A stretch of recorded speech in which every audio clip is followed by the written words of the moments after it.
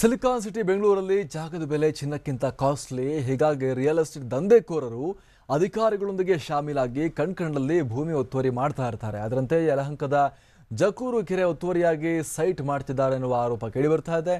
Buffer zone ಕೂಡ ಬಿಡದೆ ಕೆರೆಗಳನ್ನೇ ನುಂಗಿ ನೀರು ಕುಡಿದು ಜಾಗ ಮಾಡ್ತಿದ್ದಾರೆ. ಜೊತೆಗೆ ಅಮಾಯಕರನ್ನ ಯಾಮಾರಿಸಿ ಲಿಟಿಗೇಷನ್ ಸೈಟ್ ಹಂಚೋಕೆ ಪ್ಲಾನ್ ಮಾಡ್ತಿದ್ದಾರಂತೆ.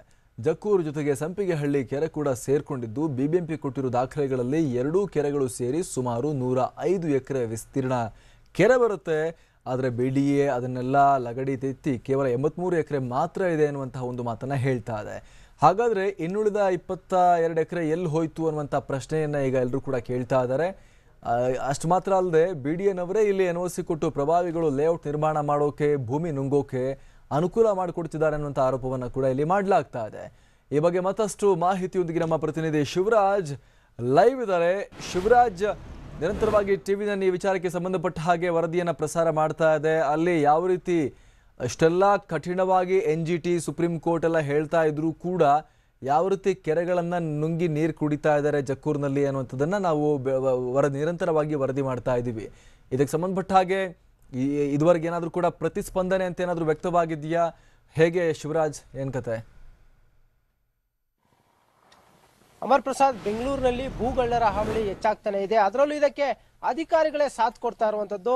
ಬೆಳಗ್ಗೆಯಿಂದಲೂ ಕೂಡ ಸತತವಾಗಿ ಟಿವಿ ನೇನು ಒಂದು ವರದಿಯನ್ನ ಬಿತ್ತರಿಸ್ತಾನೆ ಇದೆ. ಯಾಕಂದ್ರೆ ಜಕ್ಕೂರು ಕೆರೆ ಅಂಗಳದಲ್ಲಿ ಇಲ್ಲೀಗಲ್ ಆಗಿ ಒಂದು ಲೇಔಟ್ಗಳನ್ನ ನಿರ್ಮಾಣ ಮಾಡಲಾಗ್ತಾ ಇದೆ.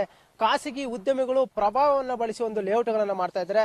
ಜೊತೆಗೆ ಬಿಡಿಎ ಕೂಡ ಮಣ್ಣು ತಿನ್ನೋ ಕೆಲಸ ಮಾಡ್ತಾ ಇದೆ. ಯಾಕಂದ್ರೆ ಅವರು ಕೂಡ ಕೆರೆ ಅಂಗಳದಲ್ಲಿ ಒಂದು ಸೈಟ್ಗಳನ್ನ ನಿರ್ಮಾಣ ಮಾಡಿ ಹಂಚಿಕೆ ಮಾಡೋಕೆ ಮುಂದಾಗ್ತಾ ಇದ್ದಾರೆ. ಆದ್ರೂ ಕೂಡ ಇಷ್ಟೆಲ್ಲ ವರದಿ ಪ್ರಸಾರ ಆಗ್ತಾ ಇದ್ರು ಕೂಡ ಎಲ್ಲೋ ಒಂದ್ ಕಡೆ ಅಧಿಕಾರಿಗಳ ಬೇಜವಾಬ್ದಾರಿ ತರ ಇನ್ನೂ ಕಾಣಿಸ್ತಾನೆ ಇದೆ. ಯಾರು ಕೂಡ ಎಚ್ಚೆತ್ಕೊಳ್ತಾ ಇಲ್ಲ.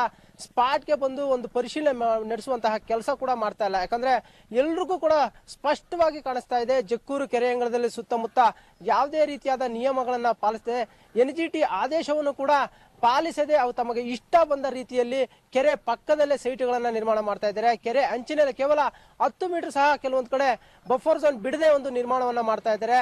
ಅದರಲ್ಲೂ ಪ್ರಮುಖವಾಗಿ ಕೆಲವು ಭಾರಿ ಪ್ರಭಾವಿ ಉಳ್ಳ ಒಂದು ಉದ್ಯಮಿಯವರೇ ಈ ಒಂದು ಕೆಲಸಕ್ಕೆ ಕೈ ಹಾಕಿದ್ದಾರೆ. ಹೀಗಾಗಿ ಎಕರೆಗಟ್ಟಲೆ ನುಂಗಿ ಅಲ್ಲೂ ಕೂಡ ಒಂದು ಸೈಟ್ಗಳನ್ನ ಮಾಡ್ತಾ ಇದ್ದಾರೆ ಅಂತ ಆರೋಪ ಇದೆ. ಇಲ್ಲೂ ಕೂಡ ಸ್ಪಷ್ಟವಾಗಿ ಅದೆಲ್ಲ ಚಿತ್ರಗಳು ಕೂಡ ಕಂಡು ಬರ್ತಾ ಇದೆ. ಬೆಳಗ್ಗೆಯಿಂದಲೂ ಕೂಡ ನಾವು ಅದನ್ನ ತೋರಿಸ್ತಾನೆ ಇದ್ದೀವಿ. ಇದಕ್ಕೆ ಸಾಮಾಜಿಕ ಹೋರಾಟಗಾರರು ಒಂದು ಹೋರಾಟವನ್ನು ವ್ಯಕ್ತಪಡಿಸ್ತಾ ಇದ್ದಾರೆ. ಈಗಾಗಲೇ ಅದಕ್ಕೆ ಸಂಬಂಧಪಟ್ಟಂತೆ ದೂರುಗಳನ್ನು ಕೂಡ ಎಲ್ಲಾ ಕಡೆ ದಾಖಲಿಸಿ ಮಾಡ್ತಾ ಇದ್ದಾರೆ. ಇಲ್ಲೊಂದ್ ಕಡೆ ಬಿಡಿಎನವರೇ ಇಲ್ಲಿನ ಜಾಗಗಳಿಗೆ ಒಂದು NOC ಕೊಟ್ಟು ಲೇಔಟ್ಗಳನ್ನ ನಿರ್ಮಾಣ ಮಾಡ್ತಾ ಇದ್ದಾರೆ. ಮತ್ತೊಂದು ಪ್ರಮುಖ ಅಂಶ ಅಂದ್ರೆ ಬಿಡಿಎನವರೇ ಕೆರೆ ಅಂಗಳದಲ್ಲೂ ಕೂಡ ಒಂದು ಸೈಟ್ಗಳನ್ನ ಮಾಡಿ ಹಂಚಿಕೆ ಮಾಡ್ತಾ ಇರುವಂತದ್ದು ನಿಜಕ್ಕೂ ವಿಪರ್ಯಾಸ ಅಂತಾನೆ ಹೇಳ್ಬೋದು. ಯಾಕಂದ್ರೆ NGT ಆದೇಶದ ಪ್ರಕಾರ ಕೆರೆ ಅಂಗಳದಿಂದ 75 ಮೀಟರ್ ಬಫರ್ ಝೋನ್ ಬಿಡಬೇಕಾಗುತ್ತೆ. ಆದ್ರೆ ಆ ಒಂದು ನಿಯಮವನ್ನ ಇಲ್ಲಿ ಗಾಳಿಗೆ ತೂರಲಾಗಿದೆ. ಮತ್ತೊಂದ್ ಕಡೆ ರಾಜಕಾಲುವೆಯಿಂದ 50 ಮೀಟರ್ ಬಫರ್ ಝೋನ್ ಬಿಡಲಾಗುತ್ತೆ. ಅಲ್ಲೂ ಕೂಡ ಯಾವುದೇ ರೀತಿಯ ನಿಯಮವನ್ನ ಪಾಲಿಸಿಲ್ಲ.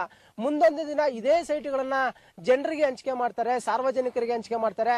ಆದ್ರೆ ಹಂಚಿಕೆ ಮಾಡಿದಂತ ನಿವೇಶನಗಳಲ್ಲಿ ಮನೆ ಕಟ್ಟೋಕೆ ಹೋದ ಸಂದರ್ಭದಲ್ಲಿ BBMP ಅವರು ಅದನ್ನ ನಿಲ್ಲಿಸ್ತಾರೆ. ಎಲ್ಲ ಒಂದ್ ಕಡೆ ಇವರ ಎಡವಟ್ಟು ಕೆಲಸಗಳಿಂದ, ಇವರ ದುರಂಕಾರದಿಂದ ಜನರಿಗೆ ಒಂದು ತಾಪರ್ತಾ ಅಂತಾನೆ ಹೇಳ್ಬೋದು. Amar Prasad, thank you.